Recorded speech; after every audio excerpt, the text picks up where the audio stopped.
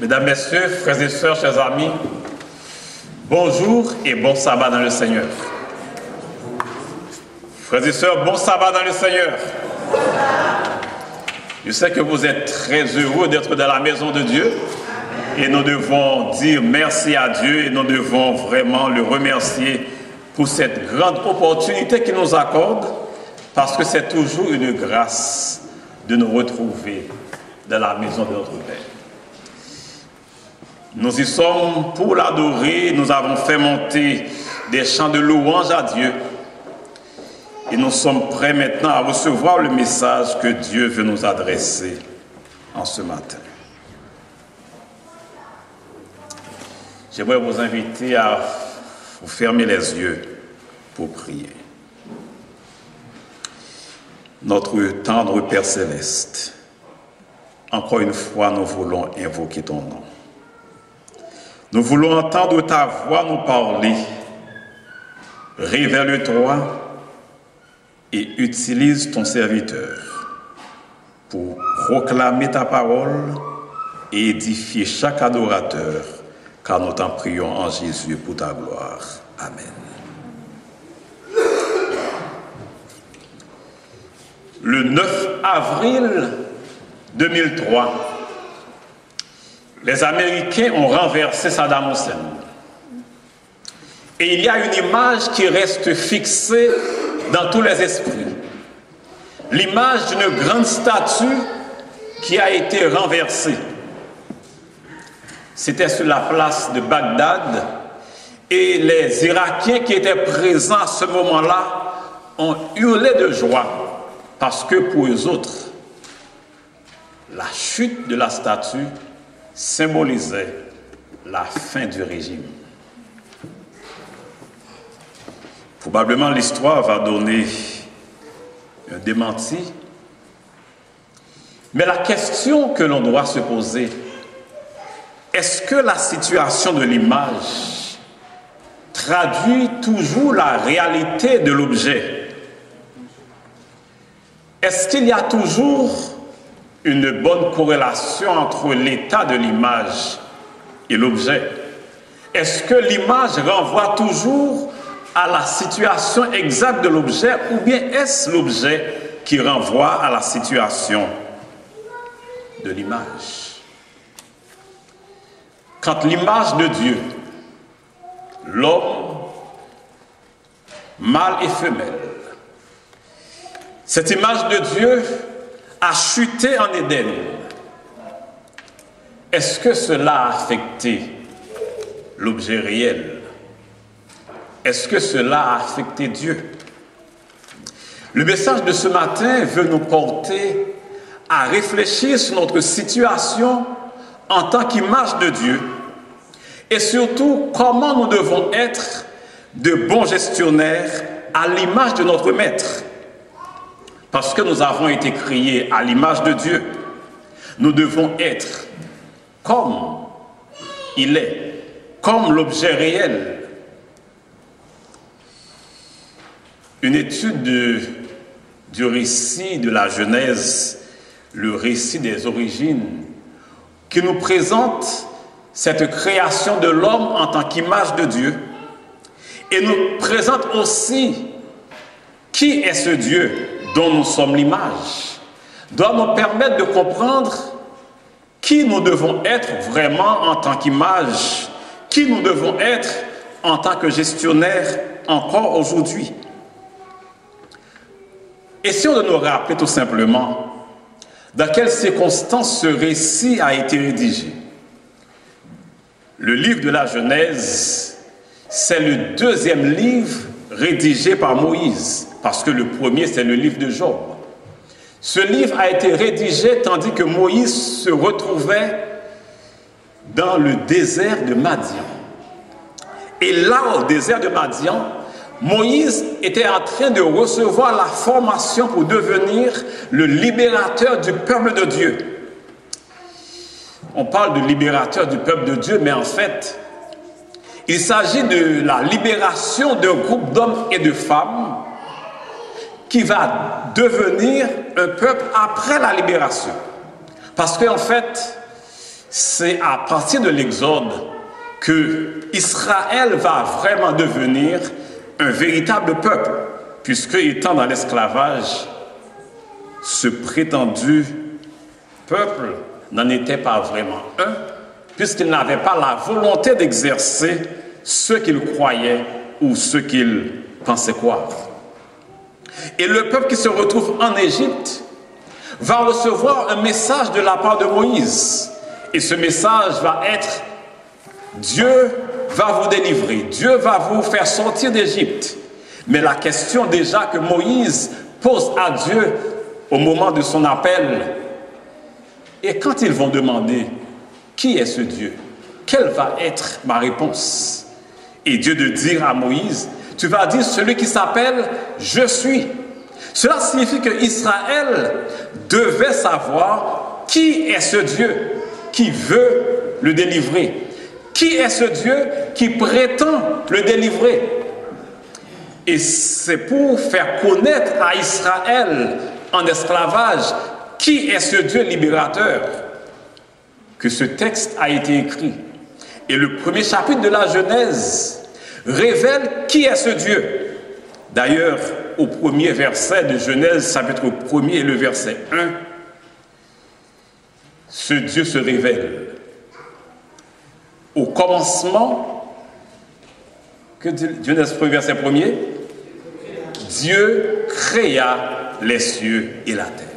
Il s'agit de la première grande révélation de Dieu à ce peuple qui est dans l'esclavage. Et à nous autres encore aujourd'hui, nous sommes appelés à bien comprendre et à bien connaître qui est ce Dieu qui veut nous faire passer de ce monde au ciel, comme cela vient d'être enseigné aux enfants. De ce Dieu qui veut faire de nous de vrais gestionnaires. Nous devons savoir qui il est. Et le texte de la Genèse nous dit qui est ce Dieu. Au commencement, Dieu créa les cieux et la terre. D'abord, il nous présente l'identité de ce Dieu. En fait, le terme qui est utilisé dans Genèse 1, verset 1er pour parler de ce Dieu, c'est Elohim. Elohim, c'est le pluriel de El.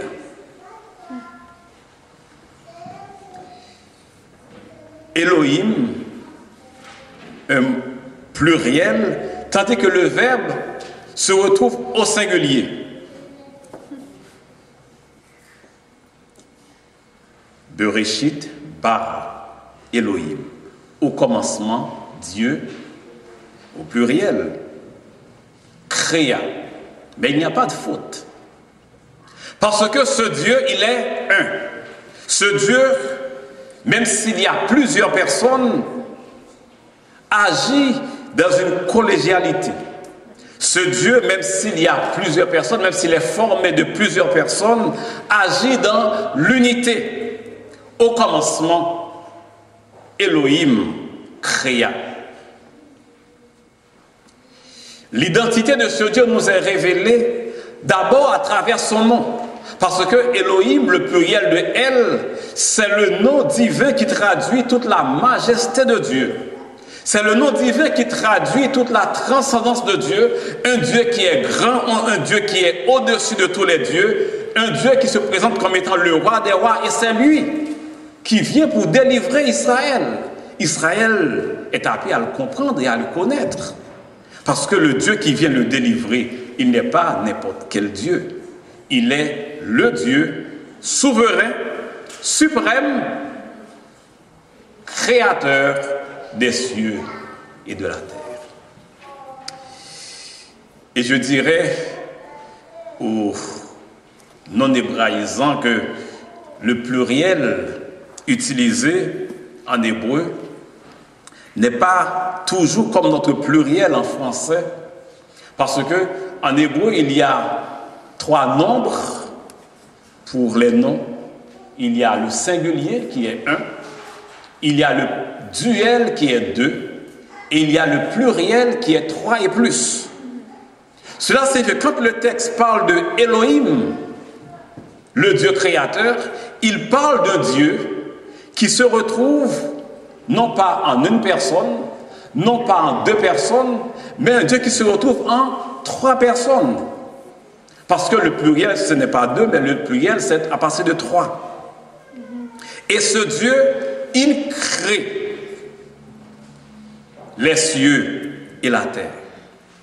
À travers le récit de la Genèse, dans cette péricope de Genèse 1, nous retrouvons un Dieu avec son identité. Et à partir du verset 26, le verset 27, nous parle de ce Dieu qui crée l'être humain. Et le texte nous précise que Dieu créa l'homme comment? À son image et à sa ressemblance. Dans le livre Patriarches et Prophètes, à la page 21, l'esprit de prophétie nous dit que l'homme devait porter l'image de Dieu, aussi bien physiquement que dans son caractère. Dieu a créé l'être humain avec une beauté physique sans égale. Mais aussi, cette beauté se retrouvait dans le caractère aussi. Il y avait une perfection au niveau de son caractère. Créé à l'image de Dieu, l'être humain est appelé à être comme Dieu. D'ailleurs, c'est Jésus lui-même qui va le dire plus tard, rapporté par Luc, « Tout disciple accompli sera comme son maître ». Et c'est ça que nous venons d'exécuter, de chanter au numéro 180. « À tes pieds, ô divin maître, je me place avec bonheur ». Nous considérons, et en fait, nous reconnaissons que Jésus, que Dieu, c'est notre maître. Et nous sommes disciples. Et en tant que disciples, nous voulons être exactement comme notre maître. Un bon disciple, un disciple accompli, un disciple qui arrive à la perfection sera comme son maître. Et c'est pourquoi nous devons être des gestionnaires à l'image de notre maître, à l'image du Christ. Et dans ce récit de Genèse chapitre 1, nous retrouvons quel type de gestionnaire est notre Dieu. Plusieurs éléments de son identité en tant que gestionnaire nous est relevé à travers ce récit. Ce récit qui nous présente le Dieu créateur. Ce récit qui nous présente aussi un Dieu qui communique, un Dieu qui planifie, un Dieu qui organise. Et tout vrai disciple aujourd'hui le sera. Remarquez dans Genèse chapitre 1er, le verset 26, le texte qui a été lu tantôt. Puis Dieu dit, faisons l'homme à notre image, selon notre ressemblance. Et le verset 27 nous dit, il créa l'homme, Dieu créa l'homme à son image, il le créa à l'image de Dieu, il le créa mâle et femelle. Avant de créer l'homme, Dieu parle.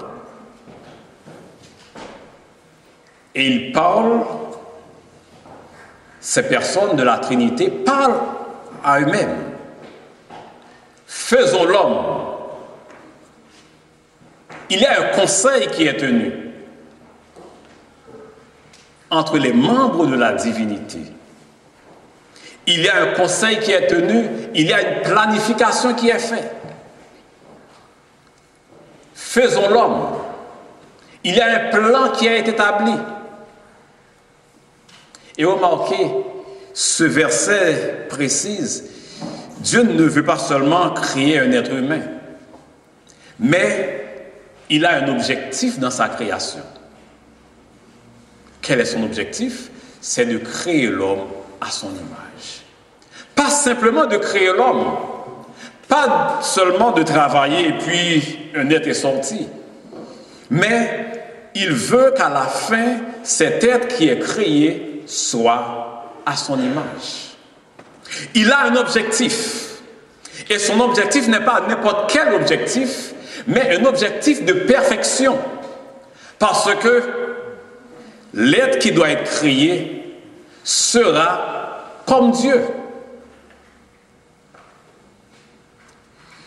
Qu'en est-il de nous autres? Ce que nous faisons dans la vie de chaque jour. Avons-nous des objectifs par rapport à ce que nous sommes en train de faire? Qu'en est-il au niveau de l'Église? Qu'en est-il au niveau de nos départements? Ce que nous sommes en train de faire, nos programmes, est-ce en fonction d'un objectif déterminé que nous les faisons, que nous les planifions, que nous les concevons? On raconte l'histoire d'un homme qui a invité ses amis pour venir voir ce qu'il était en train de réaliser dans ses expériences de tir. Parce que ce qu'il faisait assez souvent dans ses moments de détente, il allait tirer à l'arc. Il tirait des flèches. Et quand ses amis sont arrivés, « Waouh, c'est extraordinaire, tu es super bon !» Qu'est-ce qu'ils ont vu? Ils ont vu les flèches et ils ont vu que les flèches étaient exactement au centre des cercles. Exactement tous les flèches qui étaient tirées, exactement au centre. Et ils ont applaudi. Félicitations, nous sommes vraiment émerveillés pour tout ce que tu as réalisé. Et après avoir applaudi, l'homme s'est mis à rire. Vous ne savez pas. Quand Dieu vient pour m'exercer, je tire. Et après, je fais le cercle.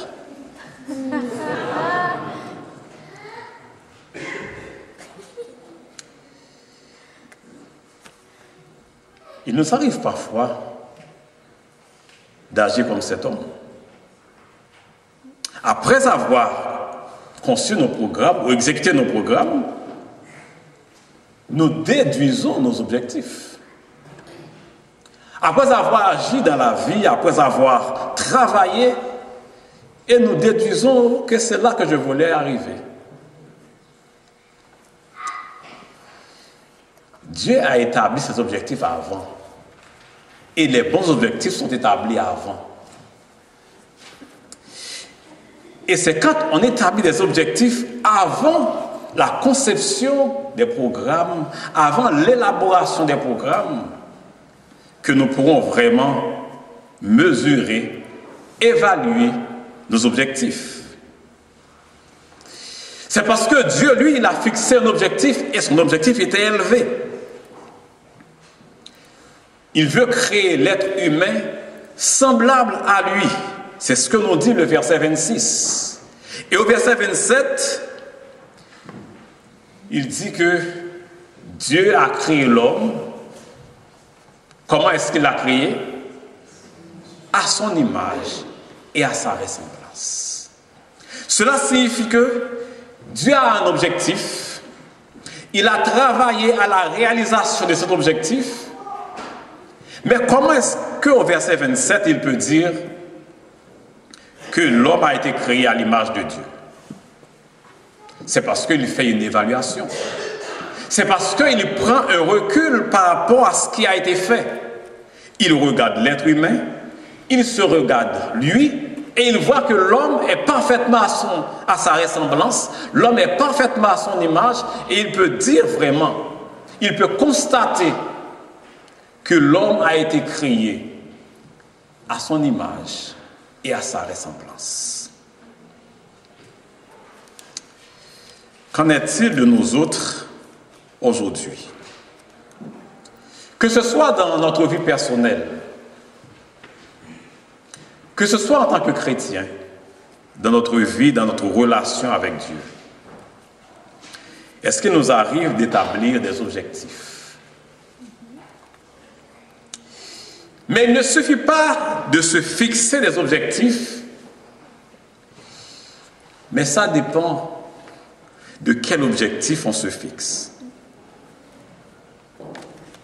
Je me fixe l'objectif de venir à l'église. Oui, c'est une très bonne chose.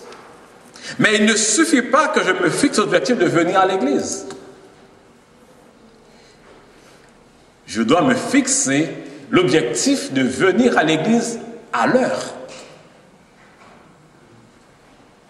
Parce qu'à 9h30, Dieu nous donne rendez-vous, il est déjà là, les anges de Dieu sont déjà là, ils nous attendent de pied ferme, et nous autres, nous arrivons 10h, 10h30, 11h, 11h30, midi peut-être. Le fait d'arriver à l'heure ou de se fixer cet objectif, ce n'est pas parce que,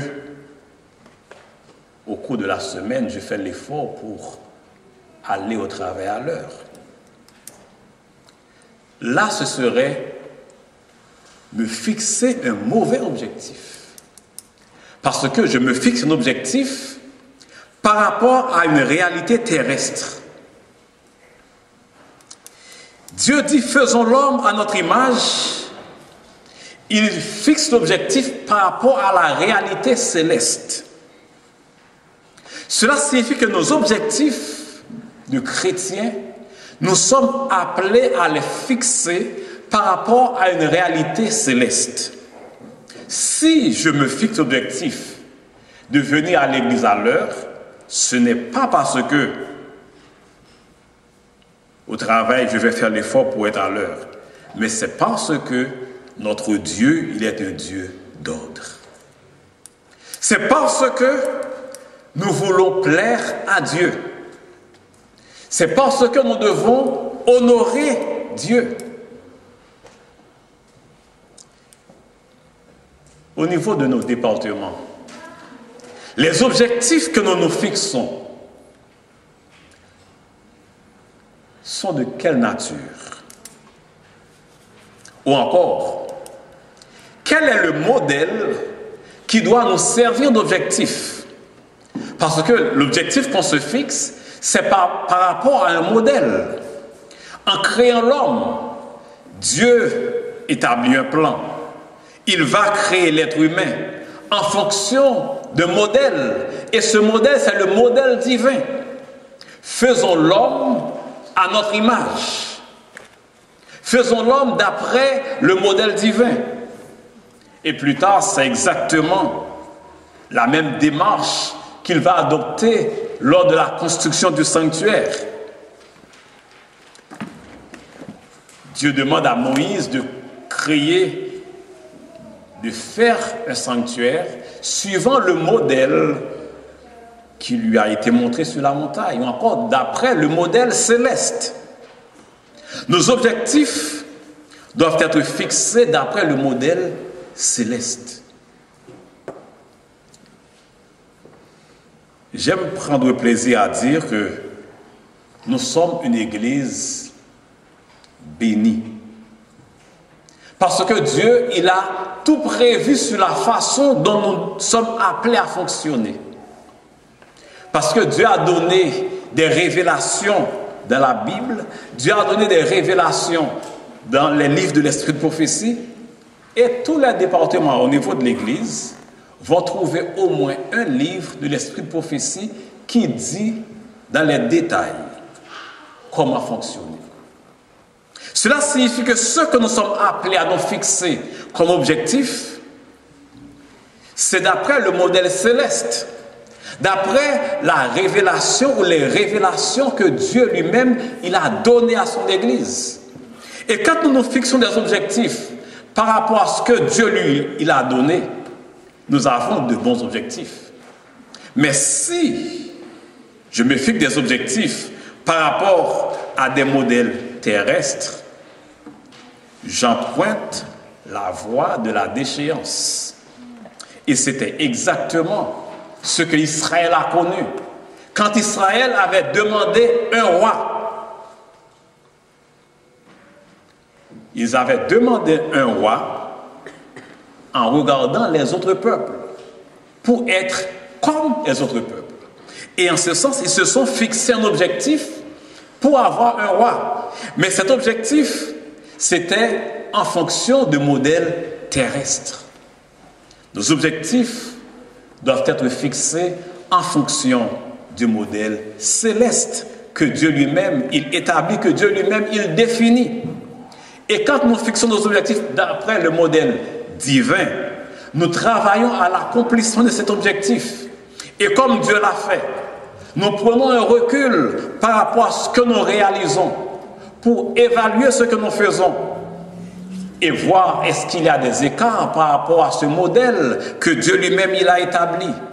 Et quand Dieu considère son œuvre au niveau de la création, il n'y avait pas d'écart. Parce que son objectif initial, c'était de créer l'homme à son image et à sa ressemblance. Et après avoir travaillé, l'homme était parfaitement à son image et à sa ressemblance. Nous avons besoin de prendre très souvent, prendre régulièrement un recul dans notre vie. Un recul qui va nous permettre d'évaluer ce que nous faisons. Un recul qui va nous permettre d'évaluer où est-ce que nous sommes. Ou peut-être, je dirais même, d'évaluer qui nous sommes devenus. Un recul qui va très souvent nous porter à voir comme ce fils prodigue qui avait pris un recul à un certain moment de sa vie. Et quand il a regardé, il est entré dans un processus de décision et il a dit, je me lèverai, j'irai vers mon Père. Et je dirai, mon Père, j'ai péché. En fait, l'une des définitions bibliques du péché, c'est passer à côté. C'est manquer le but. Quand nous établissons des objectifs d'après le modèle divin et que dans l'accomplissement de notre tâche, dans l'accomplissement de nos activités, nous passons à côté de l'objectif divin, nous péchons contre Dieu. Et nous devons reconnaître nos écarts. Nous devons reconnaître nos erreurs. Nous devons reconnaître nos manquements. Et comme ce fils, nous devons dire, je me lèverai et j'irai vers mon Père. Cela signifie qu'il doit y avoir un recommencement par rapport à ce qui a été fait pour que nous puissions retrouver le modèle de départ. Et c'est aussi ce que Dieu, lui, il a fait avec la chute de l'être humain. Encore un élément de son identité de bon planificateur. Le récit de la Genèse, Genèse chapitre 1er, est très souvent connu comme étant le récit de la création. Un Dieu qui crée, un Dieu qui agit. Mais si vous lisez le texte de Genèse chapitre 1er, vous allez voir qu'il y a autant de verbes d'action que de verbes de déclaration. On va retrouver presque autant de fois le verbe bara qui signifie créer que le verbe amar qui signifie dire. Cela signifie que ce Dieu créateur, il parle autant qu'il agit.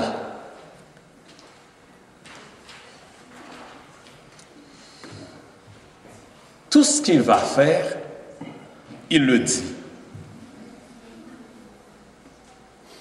Et tout ce qu'il dit, il le fait.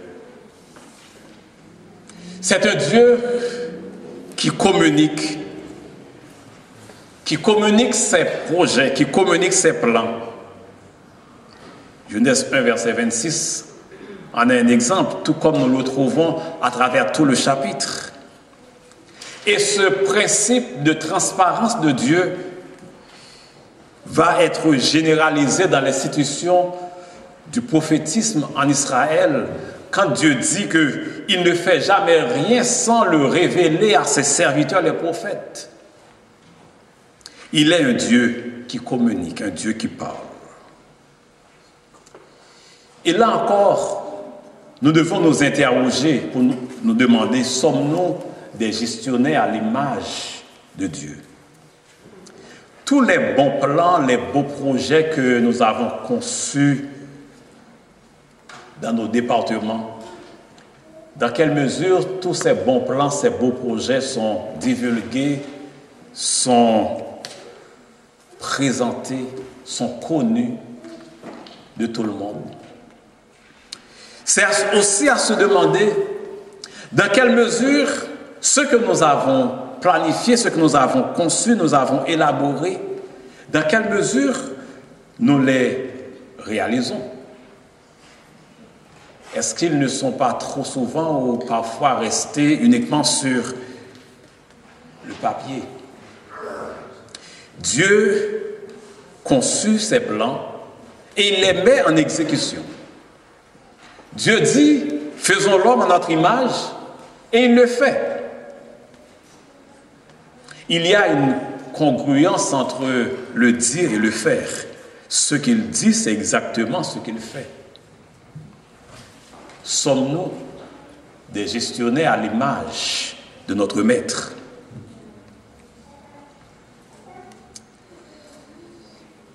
C'est de se fixer des objectifs aussi de croissance, des objectifs de progrès. Et dans l'œuvre de la création, dans Genèse chapitre 1er, nous voyons cette croissance, nous voyons ce progrès qui s'établit à travers cette création que Dieu, lui, il fait.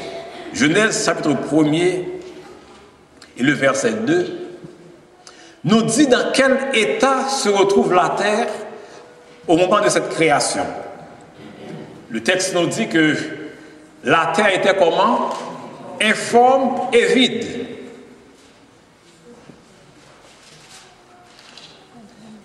Le terme hébreu qui est utilisé, c'est tohu vavohu. Et nous avons la translittération en français, tohu bohu. C'est une situation chaotique. Et à la fin, ça va devenir une perfection. Dieu va considérer que ce qu'il a fait, c'était très bon. Cela signifie qu'il y a un progrès qui se fait. Dans quelle mesure nous autres aussi, en tant qu'Église, en tant que communauté, nous avons cette planification de croissance et de progrès. Dans quelle mesure chacun de nous, en tant que chrétiens dans notre vie, nous avons cette croissance, nous avons ce progrès qui se réalise dans notre marche avec Dieu, dans notre façon de servir. Peut-être que je peux me mettre à m'examiner et puis je me fixe des objectifs de croissance. Je me fixe des objectifs de progrès en tant que chrétien. Peut-être que l'objectif que je peux me fixer, je peux me dire que quand je regarde, je vais prendre la décision pour être fidèle avec Dieu dans les dîmes et dans les offrandes. Mais il ne s'agit pas d'être fidèle dans les dîmes, dans les offrandes uniquement. Il ne s'agit pas de donner les dîmes et les offrandes. Mais d'après la Bible, je dois donner la dîme de tout, pas la dîme d'une partie, pas les offrandes d'une partie. Si je parle de dîme, ce n'est pas parce que la fédération a besoin d'argent. Si je parle d'offrande, ce n'est pas parce que l'Église est en rénovation et a besoin d'argent. Mais si je parle de dîme ou d'offrande, c'est pour une seule raison. Parce que d'après ce que dit le Saint-Esprit, quand nous sommes infidèles dans les dîmes et dans les offrandes, cela introduit les ténèbres spirituelles dans l'Église. Conseil à l'économe, page 93. Je ne sais pas si vous vous rappelez l'histoire de cet homme lors de la conquête de Canaan. Cet homme qui s'appelait Akan, qui avait pris ce lingot et qui l'avait conservé dans sa tente. Ce que Dieu avait interdit de prendre, il l'a pris. Il a pris ce qui n'était pas à lui. Et quel impact cela a eu sur le peuple d'Israël? Le peuple a échoué dans la bataille contre Haï. Parce qu'il y avait un seul homme au niveau de tout le peuple d'Israël qui avait pris ce qui n'était pas à lui. Et c'est ça exactement que Dieu dit dans Conseil à l'économe, page 93. Il dit que cette façon de tromper Dieu dans les dîmes et dans les offrandes qui se pratiquent tant par les riches que par les pauvres introduit des ténèbres spirituelles dans l'Église. Cela signifie que si moi, je suis infidèle dans les dîmes et dans les offrandes, non seulement je fais introduire les ténèbres dans ma vie, mais je fais introduire aussi les ténèbres dans toute l'Église. Non seulement je me mets en difficulté par rapport à Dieu, mais je mets toute l'Église en difficulté par rapport à Dieu. Notre Dieu, il est un Dieu qui communique, il est un Dieu qui planifie, il est un Dieu qui organise.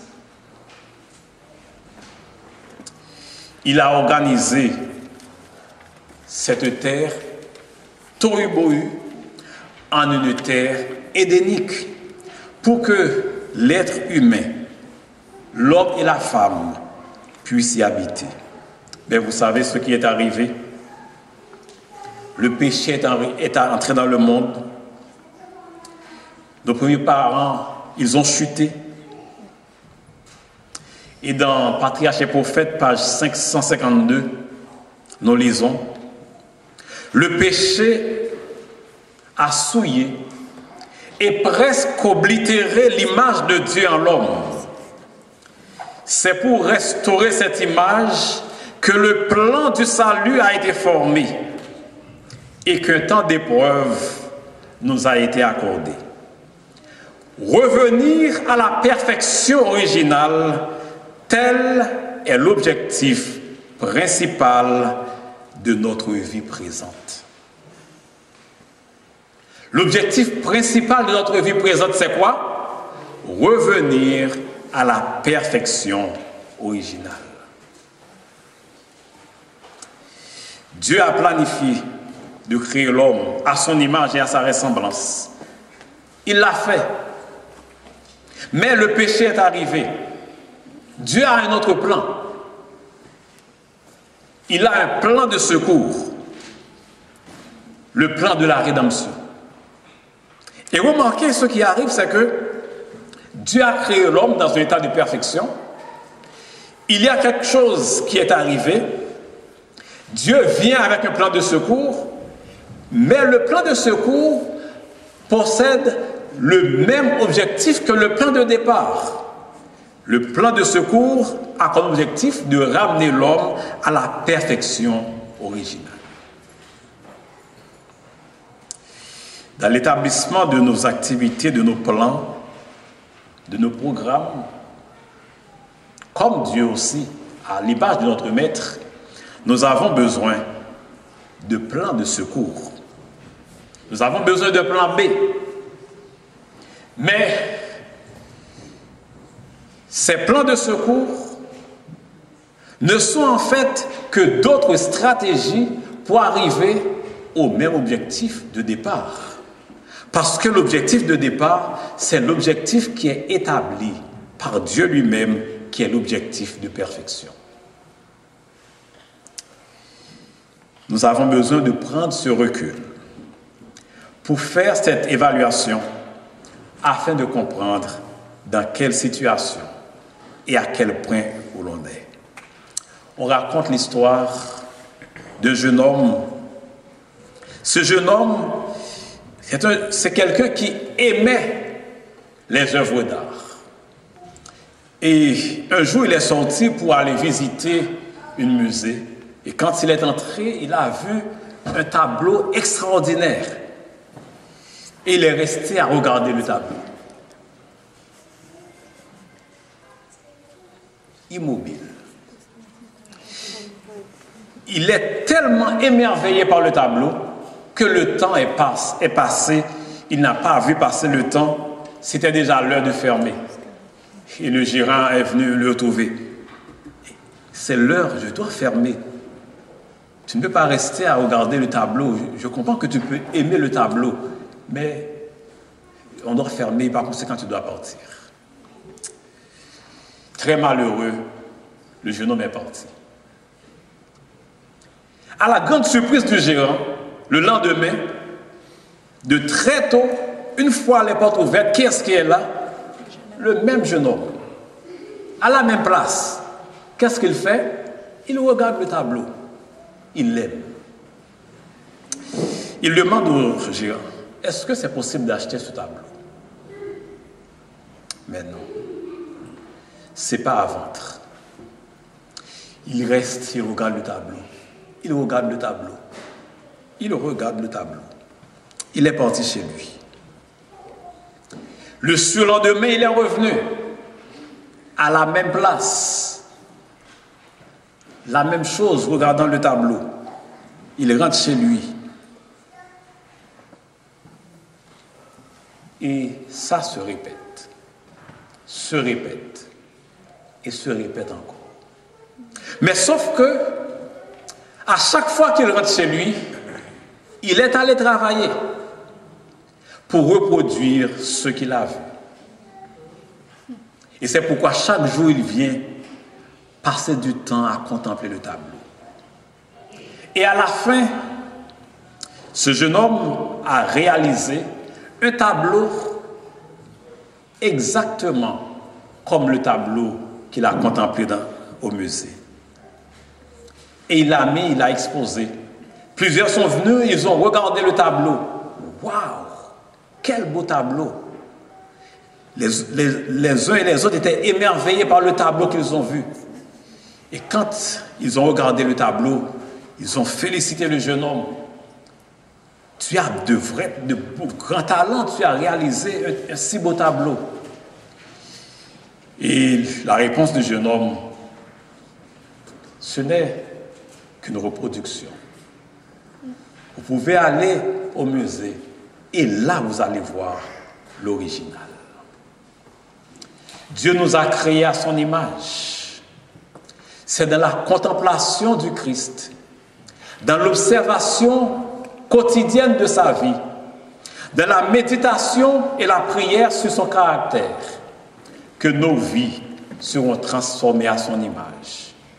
Et quand les hommes, quand les femmes de la société nous verront semblables à Christ, verront en nous un caractère différent, nous pourrons tourner leur regard sur l'original. Nous pourrons converger les regards vers Dieu pour leur dire, il y a un original. Cet original se trouve dans le ciel. Nous ne sommes que des disciples à l'image de notre Maître. Voulez-vous ce matin être de tels disciples pour Dieu? Des disciples qui reproduisent exactement ce que le Maître a réalisé. Des disciples accomplis comme le Maître dans le ciel. Quels sont ceux-là qui voudraient être comme le Maître des disciples accomplis? Que le Seigneur vous bénisse. Amen.